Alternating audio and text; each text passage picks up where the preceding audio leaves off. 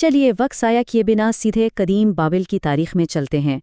آج کے اس جائزے میں ہم سورس مواد کی روشنی میں ایک ایسی عظیم شخصیت کو ڈسکس کریں گے جنہوں نے انسانی تاریخ میں ایک بہت بڑی فکری اور عقیدتی تبدیلی کی بنیاد رکھی۔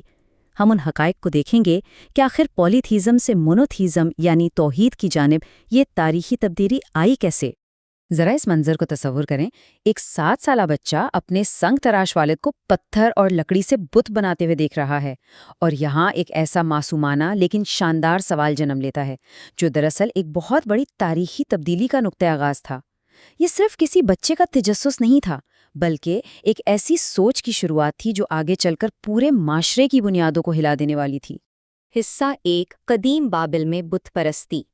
اس کہانی کو سمجھنے کے لیے اس دور کی ثقافت کو دیکھنا ضروری ہے جب پورا معاشرہ سورج، چاند، ستاروں اور ہاتھ سے تراشی گئی مورتیوں کی پوجا کرتا تھا۔ اب دلچسپ بات یہ ہے کہ نوجوان حضرت ابراہیم نے مردوک دیوتا کی اس تعریف پر کیسا ری ایکشن دیا۔ جب انہوں نے اپنے والد سے اس بت کے غیر معمولی بڑے کانوں کے بارے میں پوچھا اور جواب میں سنا کہ یہ گہرے علم کی نشانی اور سب سے بڑا دیوتا ہے، تو سچ مانیے وہ اس بات کی بے وقوفی پر اپنی ہنسی روک ہی نہیں پائے۔ یہ ان کے فکری سفر کا ایک انتہائی اہم ابتدائی لمحہ تھا۔ حصہ 2 سچائی کی تلاش۔ وقت آگے بڑھتا ہے اور 16 سال کی عمر میں اپنے معاشرے کو بے جان بتوں کے سامنے گناہوں کی معافی مانگتے اور قربانیاں دیتے دیکھ کر وہ شدید اداس ہو جاتے ہیں۔ وہ اپنا گھر چھوڑ کر سچائی کی تلاش میں ایک پہاڑ کی طرف نکل پڑتے ہیں۔ یہاں ان کی بہترین اندرونی منطق یعنی لاجک سامنے آتی ہے۔ درجہ بدرجہ کائنات کے مشاہدے کے ذریعے آسمانی اجسام کو ابھرتے اور ڈوبتے دیکھ کر وہ اس حتمی نتیجے پر پہنچتے ہیں کہ کائنات کا حقیقی خالق کوئی ایسی چیز نہیں ہو سکتی جو غائب ہو جائے۔ اسے تو اندیکھا، غیر تخلیق شدہ اور ہمیشہ موجود ہونا چاہیے۔ یہ لاجک کا ایک بہت ہی زبردست نمونہ ہے۔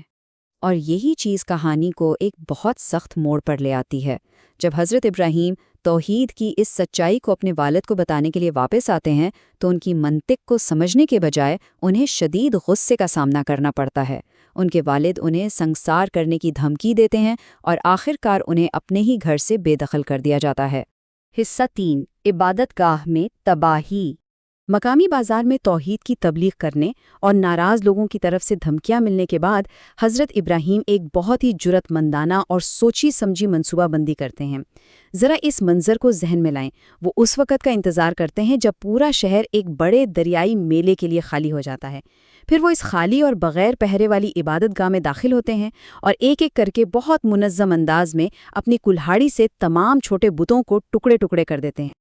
لیکن یہاں سب سے اہم پوائنٹ یہ ہے کہ وہ اندھا دھند سب کچھ تباہ نہیں کرتے، بلکہ وہ جان بوجھ کر سب سے بڑے بت کو چھوڑ دیتے ہیں اور ایک انتہائی اشتعال انگیز انداز میں کلہاڑی کو اس کے گلے میں لٹکا کر وہاں سے چلے جاتے ہیں۔ یہ کوئی معمولی حرکت نہیں تھی، یہ ایک بہت گہرا پیغام دینے کی کوشش تھی۔ کہانی یہاں سچ میں بہت تیز ہو جاتی ہے۔ جیسے ہی گاؤں والے میلے سے واپس آتے ہیں اور اپنی مقدس عبادت گاہ کو اس تباہ حال میں دیکھتے ہیں تو وہ صدمے سے چیخ پڑتے ہیں اور فوراً اس نوجوان کی تلاش شروع کر دیتے ہیں جس نے بازار میں ان کے عقائد کی کھلم کھلا مخالفت کی تھی۔ اور بس یہیں حضرت ابراہیم اپنا وہ زبردست عقلی جال بچھاتے ہیں۔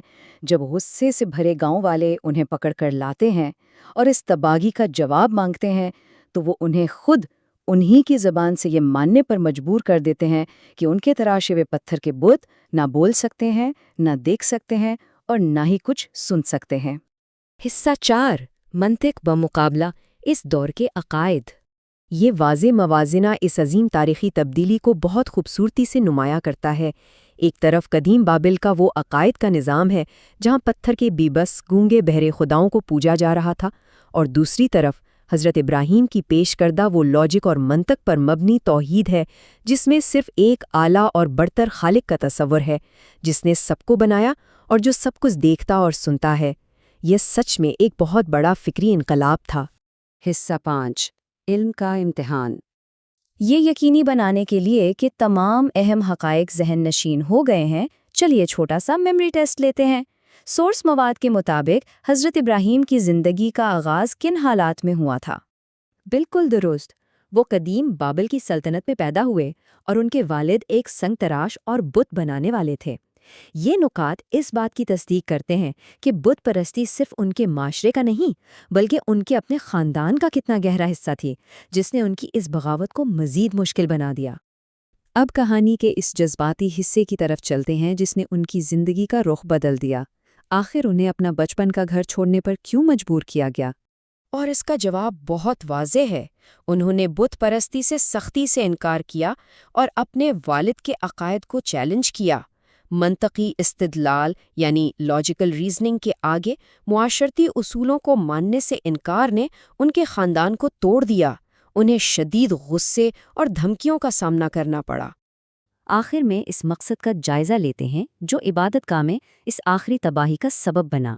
اس سارے واقعے کا اصل مقصد کیا تھا؟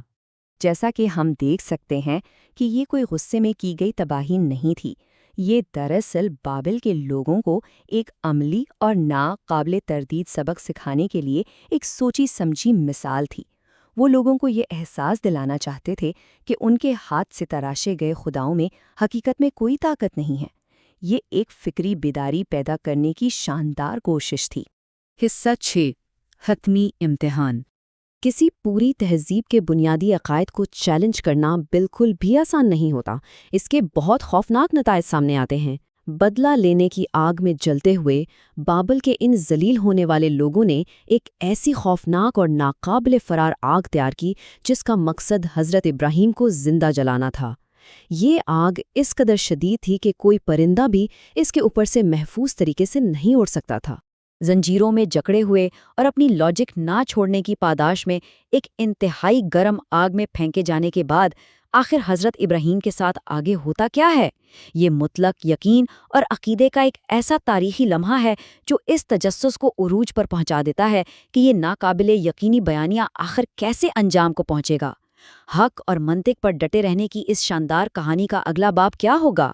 یہ ایک ایسا سوال ہے جو ہر کسی کو مزید جاننے کے لیے بے تاب کر دیتا ہے۔